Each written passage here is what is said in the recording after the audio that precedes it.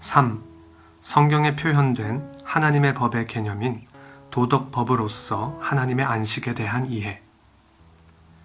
세속사에서 일반적으로 도덕법을 입법이나 관습 등에 의하지 않는 사람의 마음에 새겨진 자연법으로 이해한다. 그러나 하나님의 안식을 이해하기 위해서는 칼빈이나 그 이후 개혁주의자들, 개혁교회의 신앙고백서들에서 규정하고 있는 도덕법은 스콜라주의나 계몽주의나 인본주의에서 기초로 하는 그런 도덕법을 말하는 것이 아님을 이해해야 한다. 성경에 표현된 하나님의 법 개념으로서 도덕법을 인식했다는 점이다.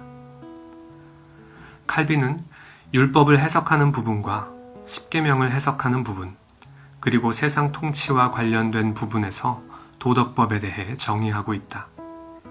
특히 율법을 도덕법, 의식법, 형법으로 구별하면서 의식법과 재판법을 도덕법에 포함시켜야 할 여부에 대해서는 자세히 다루지는 않는다.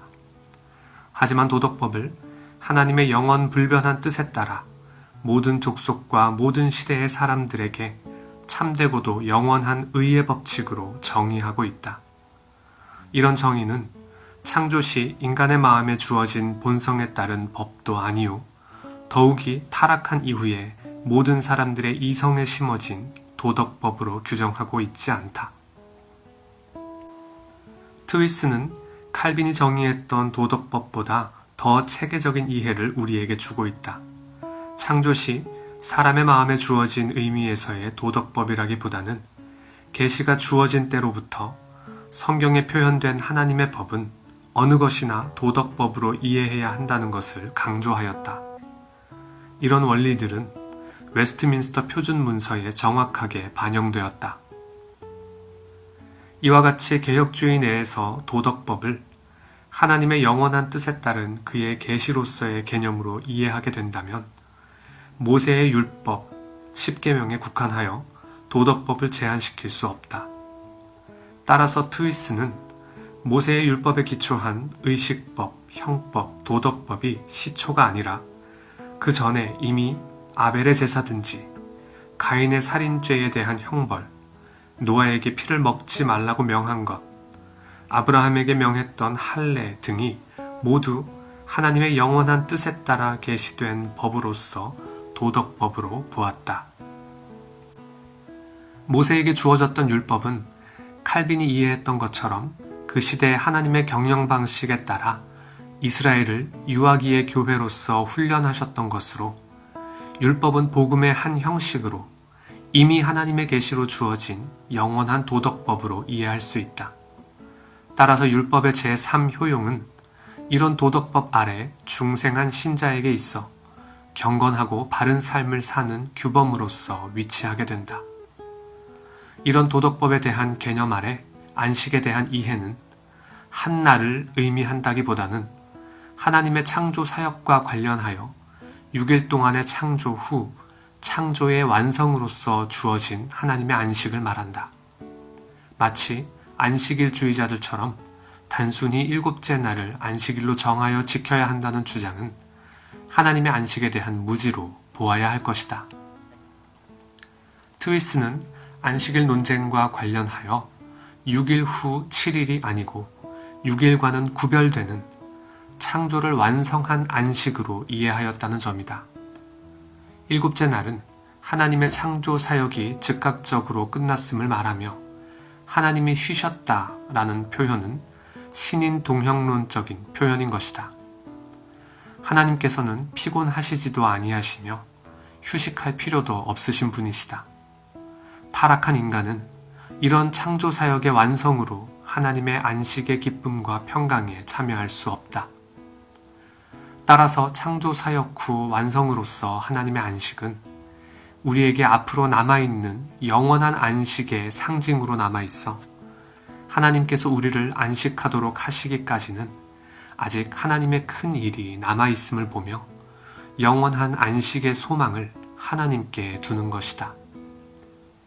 모세를 통해 주신 십계명 중 4계명인 안식일 준수는 출애굽기 20장 8절에서 11절 말씀과 신명기 5장 12절에서 15절 말씀에 언급되고 있는데, 십계명이 주어지기 전 이미 만나 사건을 통해 6일째 되는 날은 다음 날 먹을 양식을 2배로 주셨다는 점에서 이스라엘 백성에게 안식에 대한 의미를 그들의 삶에 적용하셔서 보이셨다. 안식일을 위해 만나를 2배로 거두게 함은 창조와 관련하여 창조주 하나님께서 안식하셨다는 것을 기억하여 하나님을 창조주로 경배하도록 하라는 의미와 애굽으로부터 이스라엘 백성을 구원해내신 구속의 하나님이 하신 일을 기억하고 그를 경배하도록 하라는 의미에서 서로 상호 통일적으로 하나님의 영광의 안식을 상기시키고 하나님 나라의 영원한 안식을 상징하고 예표하고 있다. 이처럼 구약에서 하나님의 안식은 자신의 계시에 따라 자신의 기뻐하시는 뜻을 선포하시고 드러내신 영원한 도덕법으로 자리하고 있는 것이다. 4. 하나님께서 금하거나 폐지하지 않는 이상 계속된다는 개념으로 구약의 안식일과 신약의 주일의 연속성에 대한 이해. 구약의 안식일이 신약의 주일로 변경되어 지키는 근거와 관련하여 웨스트민스터 총회 성직자 중 윌리엄 구지는 그의 책 주일의 거룩성 제43, 44문에서 말하고 있다. 그는 그리스도의 제자들이 주님의 날에 함께 모였다는 것의 성경적 근거를 들고 있다. 특히 사도행전 20장 7절 이하를 보면 안식 후 첫날 주일에 바울의 강론이 있었고 유두고라는 청년이 졸다가 3층에서 떨어진 사건과 다시 계속된 바울의 강론을 말하며 24시간 온종일 주일 성수였음을 알 수 있다. 이미 사도시대 때부터 주일을 온종일 성수하는 일이 성경의 증거라면 그 어떤 권위보다 명백한 것이라 할 수 있다. 그렇다면 구약의 안식일은 어떤 점에서 변경되었는가라는 것이다. 앞서 신구약 통일성에 대해 다루면서 삼위일체 하나님의 실체의 통일성을 기반으로 그리고 하나님의 계시가 주어진 때로부터 모세의 율법이 주어지기 전 영원한 도덕법으로서 하나님의 안식은 변함이 없다. 신구약을 하나로 연결하는 고리로서 히브리서의 역할은 중요하다. 신구약을 하나로 연결하는 고리로서 히브리서의 역할은 중요하다. 하나님의 말씀은 본래 구약, 신약으로 분리되는 것이 아니라 하나님의 역사 방식에 따라 구별되고 있을 뿐이다. 따라서 히브리서에서 증거하고 있는 하나님의 말씀으로서 구약과 신약에 대한 통일성은 성경 자체가 증거하고 있다. 히브리서 4장 1절에서 11절을 보면 하나님의 안식과 관련하여 구약 전체를 해석하며 그 실체에 있어 신약과 다르지 않다. 스코틀랜드 장로교회의 개혁주의자인 데이비드 딕스는 그의 히브리서 주석에서 안식을 설명하기에 앞서 히브리서 3장 주석에 실체에 있어 하나님의 집은 하나라고 하면서 그 집을 교회로 보았고 율법 아래 하나님의 교회와 복음 아래 하나님의 교회로 구분하면서 하나라고 하였다. 모든 신자들은 지금 그 집에 살아있는 돌들이라고 하였다. 이런 해석은 교회를 예정론에 입각하여 보이지 않는 성격에서 지어져 가는 돌들로 이해할 수 있다. 이런 돌들로 집들이 완성된다는 것은 하나님께서 창조 사역 후 안식하시고 쉬심과 같다고 볼 수 있다. 칼빈은 그의 히브리서 주석에서 다윗이 언급한 안식은 구약 백성이 가나안 땅에 들어가는 것으로 최종적인 안식이 아니었음을 말한다. 가나안 땅은 영적 상속의 모형과 상징에 불과하다는 점을 상기시키고 있다.